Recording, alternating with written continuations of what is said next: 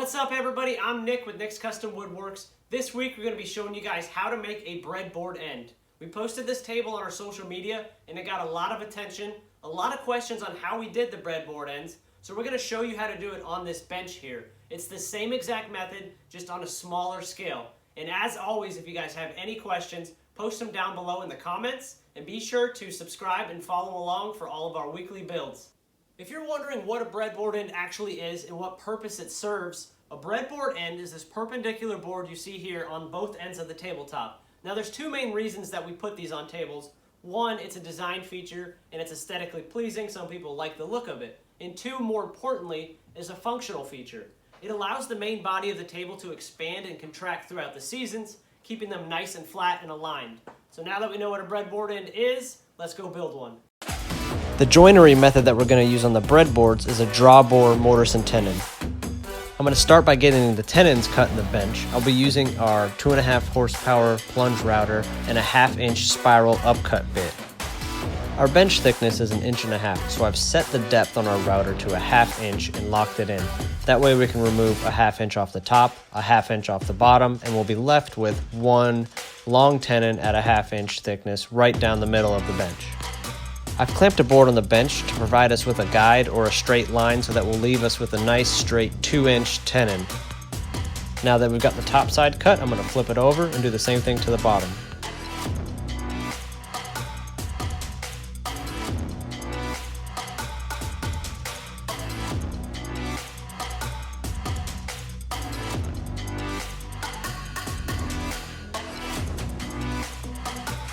So now that we have both sides routed down, we're going to measure out and mark so that we have 3 equal tenons. One tenon will be right down the middle and the other 2 will be on either side.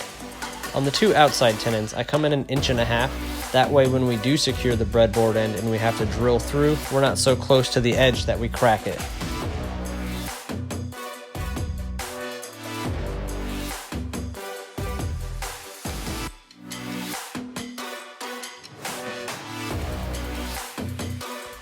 When we cut the tenons out, we're not going to cut all the way to the main body of the bench. We're going to give ourselves about a 1/2 inch. As you can see right here, I'm drawing a 1/2 inch line all the way down, and we'll stop at that line. And you'll see what I'm talking about when I do cut the tenons.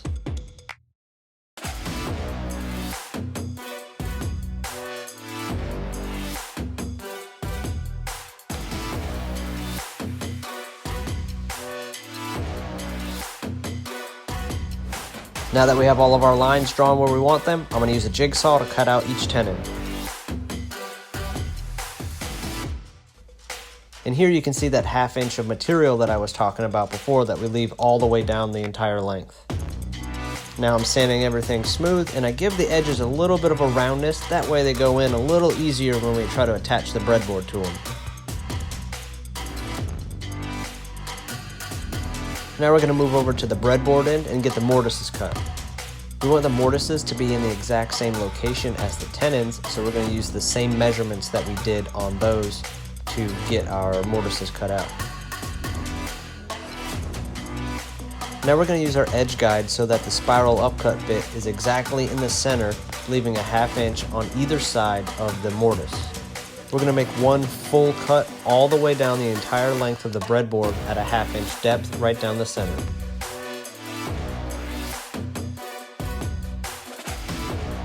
Being that our breadboard's only 14 inches long, I had to reposition my clamp so that I can move my router to the other side to finish the 1/2 inch slot all the way down. Alright, the next thing we're going to do is plunge out each of our mortises. So I've got my plunge router set to 2 inches. I'm going to take small passes all the way down till I have everything cut out where I want it.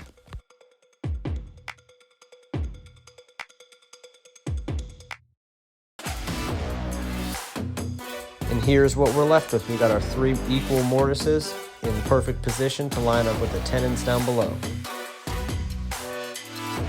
So now I'm going to make a mark on both the breadboard and the bench on the center of where each tenon lies. That way, when we put our pins in, we know exactly where to drill our holes. Being that our tenons are 2 inches long, I'm going to make a mark at 1 inch on each of the lines that we've already got marked. That's going to put us right in the center of each tenon when we put our pins through.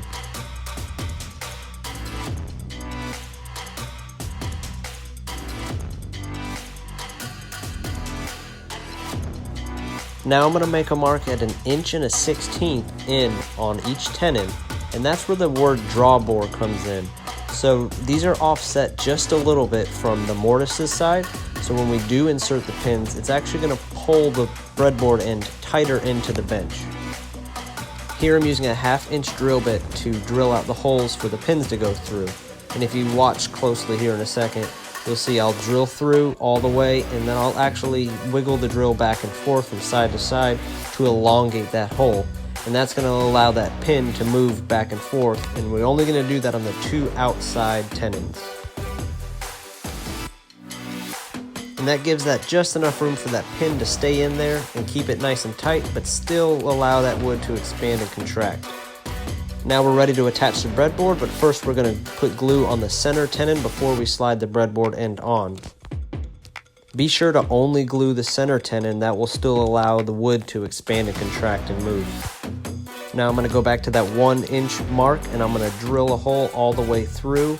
I use a board on the bottom just so I don't blow a hole out through the bottom of the bench.